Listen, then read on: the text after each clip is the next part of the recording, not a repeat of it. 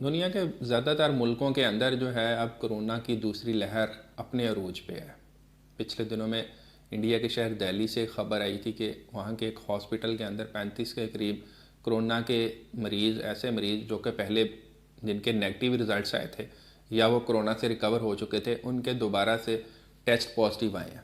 इस तरह दुनिया के मुख्तलिफ ममालिक से इस तरह की ख़बरें आ रही हैं, क्योंकि अब कोरोना को तकरीबन 1 साल जो है वो हो चुका हुआ है आए हुए।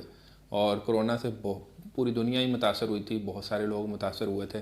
उसमें बहुत सारे लोग इन्फेक्ट हो गए थे और लोगों को लगता था शायद वायरस से एक दफ़ा मुतासर होने के बाद अब उनके जिस्म के अंदर इम्यूनिटी पैदा होगी ही होगी। लेकिन इस तरह की ख़बरें जो हैं उनके शकूक व शुबहात को जो है वो हवा दे रही हैं कि कोरोना दोबारा हो सकता है कि नहीं हो सकता। बात इससे पहले कि ये बात हम करेंगे कोरोना क्या वाकई दोबारा हो सकता है या नहीं, कुछ चीज़ें समझने की हैं। पहली बात है कि वायरल डोज क्या होती है और वायरल शेडिंग क्या होती है। ये दो टर्मिनोलॉजीज़ काफ़ी इस्तेमाल होती हैं। वायरल डोज जो है वो वायरस की मिकदार है जो इंसान के जिस्म के अंदर जाती है। ये हो सकता है कि किसी एक मरीज़ के अंदर वायरल डोज जो थी, यानी वायरस उसके अंदर थोड़ी मिकदार में गया था और उसने उस लेवल का इम्यून रिस्पॉन्स जो है उसके जिस्म में पैदा नहीं किया था कि वो इम्यूनिटी ज़्यादा देर तक रहती। एक तो ये रीज़न हो सकती है। दूसरी रीज़न ये है जिसे हम वायरल शेडिंग कहते हैं कि वायरस जो है वो जब इंसान के अंदर चला जाता है उसके बाद वो मरना शुरू हो जाता है इंसान की अपनी इम्यूनिटी की वजह से। फिर वो इंसान जो है उसको वायरस को अपने स्टूल्स के ज़रिए से या अपने रेस्पिरेटरी ड्रॉपलेट्स के ज़रिए से बाहर फेंकना शुरू कर देता है। अब वो वायरस जो है वो कितनी देर तक इन्फेक्शियस रहता है, वो तो कुछ दिन तक या कुछ हफ्ते, 2 से 3 हफ्ते तक इन्फेक्शियस रहता है। लेकिन इंसान के अंदर वो वायरस जो है वो बहुत ज़्यादा देर तक डेड फॉर्म में यानी इनएक्टिवेटेड फॉर्म में भी मौजूद रहता है। इसको हम कहते हैं वायरल शेडिंग। ये वायरल शेडिंग 120 दिन और कई मरीज़ों में तो उससे भी कई ज़्यादा अरसे तक होती नज़र आती रही है। अब जो टेस्ट होता है पीसीआर का टेस्ट इस कोविड-19 को डिटेक्ट करने के लिए, वो आरएनए वायरस को डिटेक्ट करता है। वो ये नहीं बताता कि वायरस ज़िंदा है या मुर्दा है। इसलिए अगर कोई मरीज़ जो है वो पहले उसको कोरोना हुआ था, उसके बाद वो रिकवर कर गया, उसके टेस्ट नेगेटिव आ गए, लेकिन अभी उससे वायरल शेडिंग अभी भी हो रही है, तो कुछ माह के बाद हो सकता है कि वो टेस्ट दोबारा कराए तो उसकी उस टाइम जो टेस्ट है उसका वो पॉजिटिव आ जाए। क्योंकि जो टेस्ट है पीसीआर का वो सिर्फ वायरल आरएनए को डिटेक्ट करता है, वो ये डिटेक्ट नहीं करता कि जो वायरस है वो ज़िंदा है या मुर्दा है। इसलिए भी कुछ लोगों के टेस्ट जो है ना वो पॉजिटिव आ रहे हैं। तो ये दो वजूहात तो मैंने बता दी, जैसे कि वायरल डोज पहले कम डोज थी जिस वजह से कम इम्यून रिस्पॉन्स आया, इम्यूनिटी लॉन्ग लास्टिंग नहीं थी, ज़्यादा लंबे अरसे तक की नहीं थी। क्योंकि ज़्यादातर जो ट्रायल्स हैं अभी तक हुए हैं उनमें एटलीस्ट इतना तो पता चला है कि 8 से 10 माह तक तो इम्यूनिटी रहती है।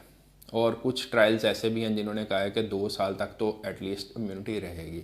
इसलिए जो इन्फेक्शंस रिपोर्ट हो रही हैं वो किसी हद तक जो है वो गलत जो है ना वो रिपोर्टिंग हो रही है, क्योंकि उसमें वो पेशेंट्स जिनके पहले नेगेटिव रिजल्ट्स थे अब पॉजिटिव आए, उसमें ये नहीं बताया जा रहा कि अब जो उनमें सिम्टम्स आ रहे हैं वो क्या पहले से सीवियर है या वो एसिम्टोमेटिक है। क्योंकि कई सारी स्टडीज़ में ये बताया गया कि हाँ टेस्ट तो पॉजिटिव आया लेकिन पेशेंट में कोई सिम्टम्स नहीं थे। तो हो सकता है कि जो वो वायरल शेडिंग वाली बात है कि वायरस अभी मुर्दा हालत में उसके जिस्म के अंदर मौजूद है, इसलिए जो है वो कहना कि जी ये री इन्फेक्शन है या अभी तक उसकी वायरल शेडिंग चल रही है, ये मुश्किल है। री इन्फेक्शन को डिटेक्ट करने के लिए नए टेस्ट लाने की ज़रूरत पड़ेगी जो कि ये डिटेक्ट कर सकें कि जो वायरस की जीनोम्स हैं क्या उनमें तो तब्दीली नहीं आ गई हुई, क्या वायरस जो है वो पहले वाला वायरस ही है या ये डिफरेंट म्यूटेंट फॉर्म है उसी वायरस की, कोरोना वायरस की। इसलिए जब तक ऐसे कोई टेस्ट नहीं आ जाते जिनसे जो इनकी जीनोम सीक्वेंसिंग है वो आसानी से ना की जा सके, वो तब तक ये क्या मेरे ख़्याल में मुश्किल बात है। क्योंकि अगर हम ये एज्यूम कर लें कि कोरोना की री इन्फेक्शंस हो सकती हैं तो एक तो अब तक बहुत ज़्यादा तबाही हो चुकी होती अगर पेशेंट्स बार बार इन्फेक्ट हो रहे होते, लेकिन हमने ऐसा नहीं देखा। ठीक है, तो इससे साबित ये होता है कि किसी हद तक इसकी इम्यूनिटी मौजूद रहती है। अब ये कितनी देर रहती है ये तो अभी आने वाला वक्त बताएगा। दूसरा, अगर हम ये कहते हैं कि इससे री इन्फेक्शंस हो सकती हैं, तो फिर जो वैक्सीन्स अभी तक बन रही हैं या जो अभी अगले वीक में लाइक यूके में लगना शुरू हो जाएंगी, तो फिर उनकी क्या सिग्निफिकेंस रह जाएगी कि जी एक पेशेंट को आपने वैक्सीन दी है तो वो कितनी देर तक इम्यून रिस्पॉन्स उसका रहेगा। अगर एक इंसान के अंदर जिंदा वायरस चला जाता है और उसकी इम्यूनिटी उस पर काबू पा लेती है, तो वो इम्यून ही अगर रहता तो जो आप वैक्सीन दे रहे हैं उससे कितनी कम्यूनिटी फिर हो सकती है।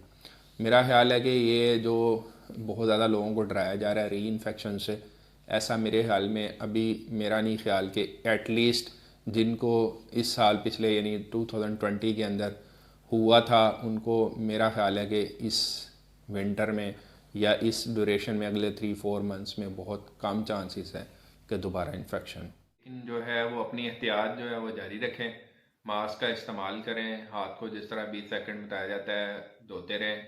एक तो मास्क के इस्तेमाल से जिस तरह मैंने शुरू में बताया था कि वायरल डोज पे बड़ा इफ़ेक्ट होता है कि अगर आपने मास्क लगाया तो कितना वायरस जो है वो आपके अंदर जाता है, ये भी मैटर करता है। और दूसरा, अभी क्योंकि ये एक इवॉल्विंग साइंस है, अभी तक इसके बारे में कुछ भी हतमी कहना कि एंड पे क्या होगा, इसकी इम्यूनिटी कितनी देर रहती है कितनी देर नहीं रहती, ये अभी कुछ भी हतमी नहीं है। अपनी एहतियात जारी रखें and hope for the best. बहुत शुक्रिया।